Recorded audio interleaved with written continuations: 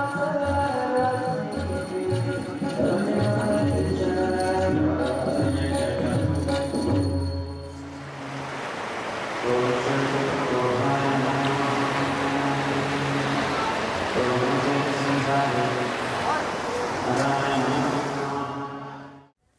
to avoid showing our ego to our closest people. Well, see, these challenges are going to come up wherever you are. And in our situations where we feel safe, first of all, it's not only our closest people that see our ego. The ego is actually what we're moving through most of the whole world with. What our closest people tend to get is the vulnerability of why we live in the ego. So, what's beneath my ego is what we tend to start opening for those we love. As we move through our outer world, that is the ego we're moving through it with. That's, here's who I am, here's how I interact with the world. But it tends not to have such negative consequences as it does in our families with our loved ones. Because, most of our other interactions tend to be very short, superficial. How to avoid it in the families? The dilemma is that it's in our families that our deepest buttons get pushed. Someone who doesn't have that power over you, chances are isn't going to cause a reaction in you. It happens sometimes. Some guy steals our parking spot. We're having a bad a bad day. We shout at him. But we're much more likely to lose ourselves around our loved ones. First of all, it's really hard to be on your best behavior 24 hours a day. And so we tend to put on a good show for those around us. It tends to be a lot harder when you're with your loved ones. That tends to be where we let down our best behavior. So the first piece is to ask yourself, why do you do that?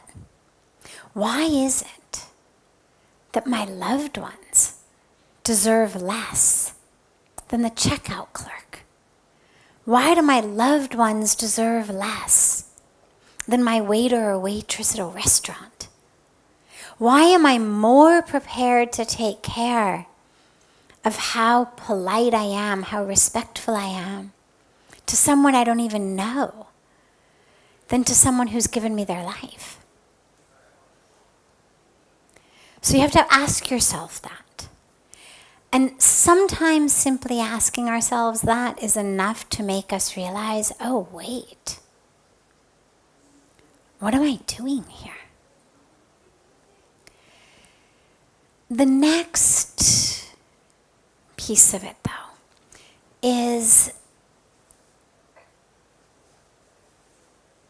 to figure out inside you, what is it that is pushing my buttons? What is it that's happening here? Because what happens with our closest relations is we tend very quickly to develop an attachment to how they act. Whether it's because they did it for the first few weeks while they were courting us and now we hold them to it for the next 50 years. That's where the flowers and the chocolates and, you used to do this. And it's like, well, you did it for 3 weeks. You haven't done it in 30 years. But in my mind, it's still, you used to do that. So expectations sometimes come there, simply because they were on their best behavior at the beginning. But more typically, the expectations come from what we witnessed in our family of origin. The types of patterns that we've seen. The holes that we feel in ourselves. So let's say that one of the issues that I have is I don't feel good enough. Okay? Let's say that that's one of the issues that I'm moving through the world with. I don't feel like I'm good enough. Maybe my parents always told me you're not good enough. Maybe that's been sort of my issue my whole life. Well, in the outer world, I can control it mostly. Maybe my close friends would hear me say, oh my God, this dress makes me look fat, or oh my God, I'm so stupid, or, but mostly I'm able to keep it in check. But then you and I get married. Or I move into your house, having married your brother or your son, or whatever the relationship may be. We are now under the same roof. I have still got this issue of not feeling good enough. I'm cooking dinner. You say, here's the salt. Now I've already put salt in. You just meant to help. You have no idea I already put salt in. You just walked into the kitchen. You saw the thing of salt across the kitchen. You thought, let me help her. She's new in this house, or we're newly married, or she says I never help her. Whatever the situation may be, Cello, let me bring her the salt. If I weren't moving through the world with that issue, I'd say, thanks. I've actually already put salt in. End of discussion. But because I have that hole in me, I say, what are you saying? Does my food not have enough salt in it? Am I the worst cook? Oh my God, why don't you just come out and tell me? Is that why you didn't eat dinner last night? Is that why you've been coming home so late? Oh my God, and I throw down my cooking utensils and go to my room and cry myself to sleep. This is how our relationships tend to move. And now you're left standing in the kitchen going, what do?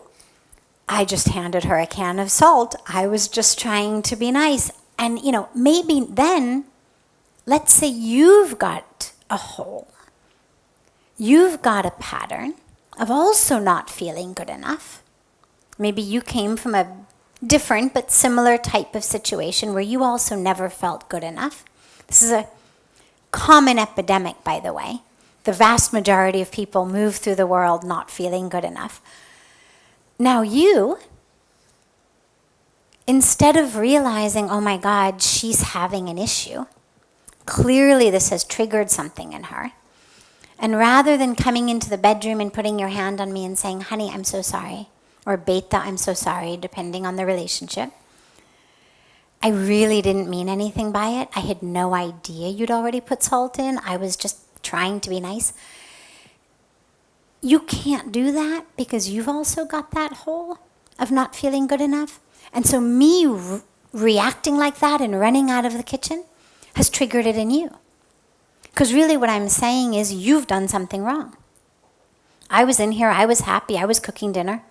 You handed me the salt, you ruined the evening. Now you react by saying, who the hell do you think you are? I just handed you the salt, for God's sakes. What's your problem? Because you go on the offensive. That's what you learned. Maybe it's what your father did. Maybe every time your mom or someone suggested something to him, he went on the offensive and immediately started criticizing the other person. It's also something a lot of us do. So you've learned that. Now you turn around and you say, what the hell is your problem?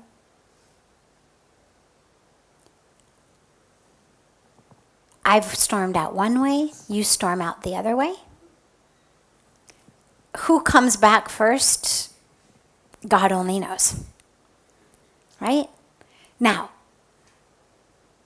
how do we deal with this? Well, you see it's a dance. You see it's not, and then should you find yourself in marriage counseling, she's going to say, he always criticizes my cooking. Right? He says I'm not a good enough cook. Everything I do, nothing is good enough. And he's like, I never said this. I handed her a can of salt once. She's walked into this relationship carrying this. But you may not know that. The psychologist or whoever you're sitting with may be able to see it. But you're going to both walk in saying the other one is the problem. I'm going to say, you criticize everything I do. I can't do anything right. Evidenced by the fact that you handed me a can of salt. You're going to say, I'm crazy. I react to everything. I misunderstand everything you say. I don't understand you. Evidenced by a reaction that I had that has nothing to do with you and everything to do with my family. The one I came from, not the one I married into. And this is where it's so important to understand that ego and then work with it. And this is where introspection is so important, so that you know. He hands you the can of salt and you feel it. You feel it inside you. Ooh. Right? And you're just about to yell and run out. But now you've started meditating. Now you've started a spiritual practice. You've started introspecting. And you ask yourself one question. And this, for me, on a personal level, has been by far the most valuable question I have ever asked myself, and I ask it to this day. Is there an alternative? It is my favorite form of self-therapy. Simply, is there an alternative? Okay, inside, ooh. Okay, I know how to do that. That's my default reaction. And I'm not saying you're wrong. I don't berate myself. I don't say you're stupid. I don't say you react. Nothing. Simply a question. Is there an alternative? And I have yet to have a situation where I've asked the question and found that no, there is no alternative. There's always an alternative. Always an alternative. Is there another way? Doesn't mean you always have to choose the other way. Doesn't mean you even have to choose it right now. But simply knowing that there is another way creates that space of it's not, well, I had to run out. I had to cry because my God, didn't you see him criticizing my food? But it simply opens up the space. There might be another way. And since staying married, staying happy, staying peaceful is all of our highest goals, presumably. I mean, presumably nobody has the highest goal of, how miserable of a marriage you can have, or how many divorces you can go through, or how miserable your life can be. Since being peaceful and joyful is always our highest goal, when you say to yourself, might there be an alternative, then the question becomes, well, all right, how else might I respond? How would someone who didn't have this particular hole, this pattern, this ego situation respond? Imagine for a moment I didn't feel less than. How would I respond? And let me try that one on. See how that fits. And what you find is when you do it, it feels really good. It fits really well. And the situation then resolves. And as you've done that, it then impacts the other. Normally we just go through literally hitting each other's buttons, bouncing off each other like this. But if I don't do that, the example that I love on this is, let's say that you and I both are holding opposite ends of a string, okay? We're both pulling. If I let go, even you're still pulling, that string goes slack in your hands. All of the tension in the string is gone 100%. We usually talk in relationships about 50-50. Well, okay, I'll go 50%. If you'll come 50%, we've got to do this compromise thing. And if you can, great. But realize